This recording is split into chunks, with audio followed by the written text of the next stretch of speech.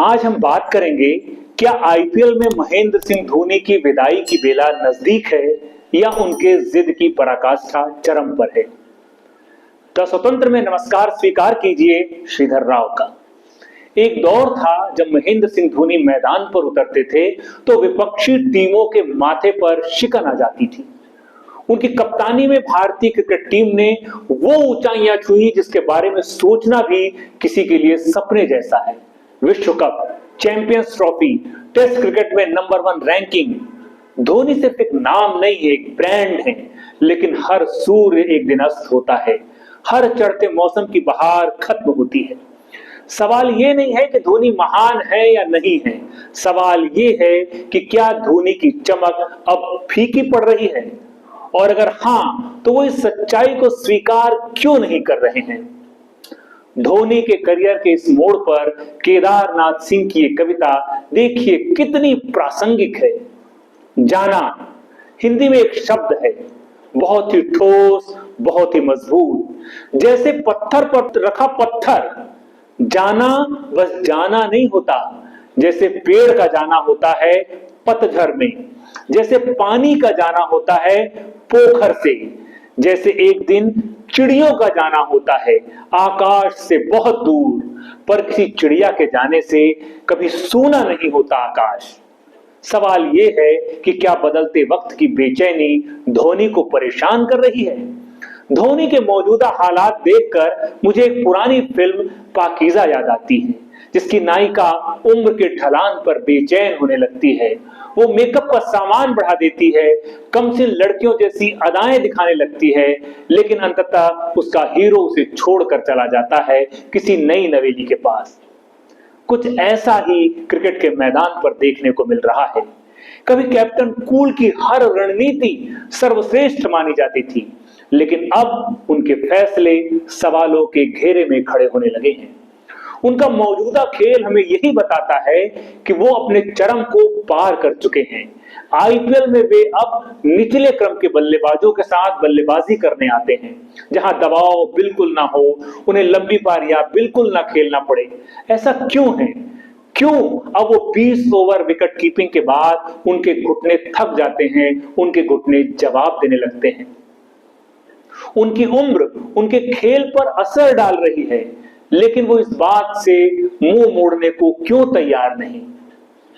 राजस्थान के खिलाफ सीएसके के इस तावीज को नंबर 7 पर बल्लेबाजी के लिए उतारा गया, बहुत उम्मीदों के साथ, जब टीम को 25 गेंदों पर 54 रन की जरूरत थी, लेकिन वो 11 गेंदों पर सिर्फ 16 रन ही बना सके।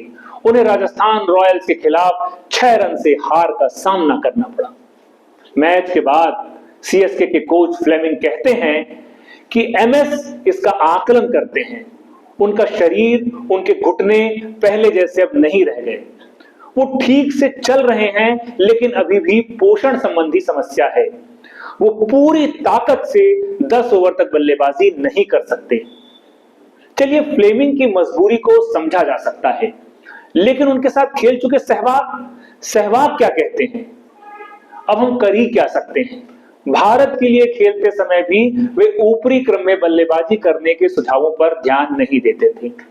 अब शायद ये उनके करियर का अंतिम चरण है, अब हम क्या ही उम्मीद कर सकते हैं। ये टिप्पणी धोनी की नंबर 9 पर बल्लेबाजी की रणनीति पर सवाल उठाती है।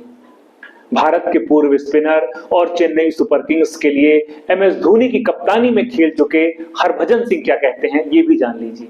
अगर धोनी नंबर 9 पर बल्लेबाजी करने जा रहे हैं तो सीएसके को उनकी जगह एक और तेज गेंदबाज को शामिल करना चाहिए। हरभजन कहते हैं कि अगर एमएस धोनी 9 नंबर पर बल्लेबाजी करना चाहते हैं तो उन्हें नहीं खेलना चाहिए। प्लेइंग 11 में उनके बजाय एक तेज गेंदबाज को और शामिल करना बेहतर है। ये निर्णय लेने वाले खिलाड़ी हैं, फैसला लेने वाले खिलाड़ी हैं, और बल्लेबाजी के लिए नहीं आकर उन्होंने अपनी टीम को निराश कर दिया। ऐसे में सवाल ये उठता है कि क्या धोनी इन संकेतों को नजरअंदाज कर रहे हैं? धोनी ने खुद एक बार मुकेश का पसंदीदा गीत गाया था, याद कीजिए, मैं पल दो पल का शायर हूं, पल दो पल मेरी कहानी है। लेकिन क्या ये सच में उन्होंने इस बात को, इस गीत को अपने जीवन में आत्मसात किया है? सोचने की बात है। उनके हालिया प्रयास कुछ और ही कहानी कहते हैं। कभी वे अनोखे हेयर कट करवा के चर्चा में बने रहने की कोशिश करते हैं, कभी किसी पॉडकास्ट में चले जाते हैं, कभी अपने अभ्यास सत्र की क्लिप चैनल को भेजते हैं। पर असली मुकाबलों में वहां उनके बल्ले से आतिशबाजी देखने को मिली नहीं रही, जिसकी फैंस को उम्मीद होती है। ये वही धोनी है जिन्होंने कभी फिटनेस के नाम पर दिग्गजों को टीम से बाहर कर दिया था। अब जब उनकी ही फिटनेस उनके रास्ते की दीवार बन गई है, तो वो इस बात से नजरअंदाज कर रहे हैं, इस बात से बच रहे हैं। आखिर क्यों? सोचिए जरा, धोनी को देखने वाली विदेशी मीडिया क्या सोचती होगी? हमारे देश के क्रिकेट के बारे में वो क्या नजरिया बनाते होंगे? ऑस्ट्रेलिया या इंग्लिश मीडिया हमें किस नजर से परखती होगी? क्या वो लोग ये नहीं मानते होंगे कि हम भारतीय धोनी के मोह में इस कदर अंधे हो चुके हैं कि उनकी कमजोरियों को भी हम बिल्कुल नहीं देख पा रहे हैं? या तो वो धोनी के फैसले लेने की क्षमता को कमजोर समझते हैं, या हमारी बुद्धि को, जो उनके निर्णय को बिना सोचे समझे हम सही मानते जा रहे हैं। धोनी और उनके फैंस को यह समझना होगा कि क्रिकेट के सबसे भव्य मंदिर का शिखर है महेंद्र सिंह धोनी, और ये कभी भी नहीं छुप सकता।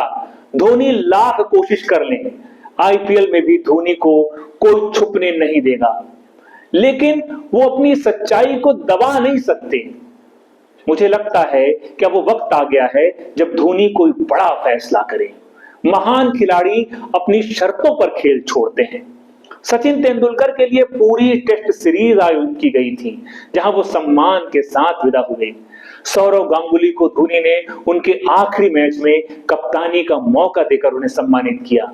राहुल द्रविड़, लक्ष्मण, कुंबले, किसी को भी भव्य विदाई नहीं मिली। लेकिन लीग में धोनी अगर संन्यास की घोषणा कर दे तो उनकी विदाई ऐतिहासिक बन सकती है। लेकिन अगर ये समय सोचते में रहे, खींचते रहे समय को, तो कहीं ऐसा ना हो कि उनकी विदाई क्लासिक ट्रेजेडी में बदल जाए। धोनी ने हमें कई ऐतिहासिक पल दिए हैं।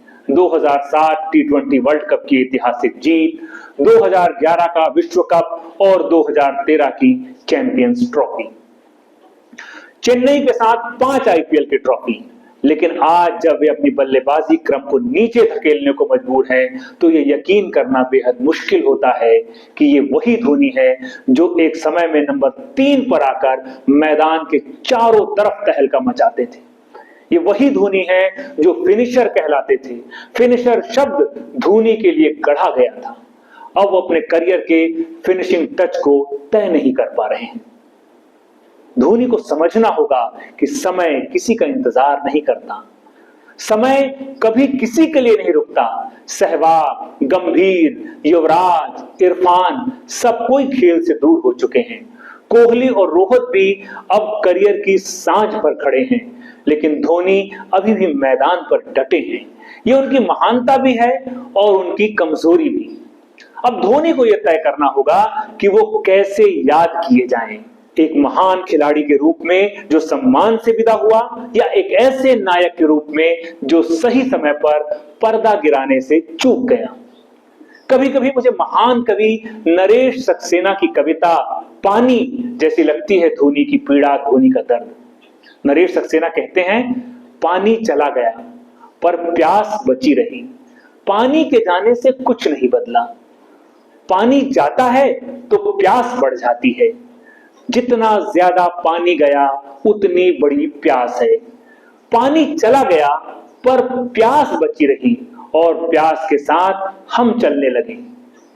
कभी पानी की तलाश में, कभी प्यास की तलाश में हम चलते रहे। पानी के बिना प्यास के साथ को भी समझना होगा। जीवन के अनुभवों और इच्छाओं का पीछा करते हुए हम कभी पूर्ण संतुष्टि को पा ही नहीं सके।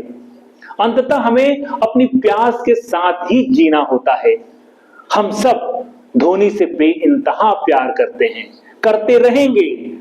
लेकिन आपको क्या लगता है, अब उन्हें अपनी जिद छोड़ देनी चाहिए? अपनी राय हमें कमेंट बॉक्स में लिखकर जरूर बताएं। आप इस विश्लेषण से असहमत भी हो सकते हैं, लेकिन अगर आप इस विश्लेषण से सहमत हैं तो लाइक, शेयर और चैनल को सब्सक्राइब करना बिल्कुल न भूलें। धन्यवाद।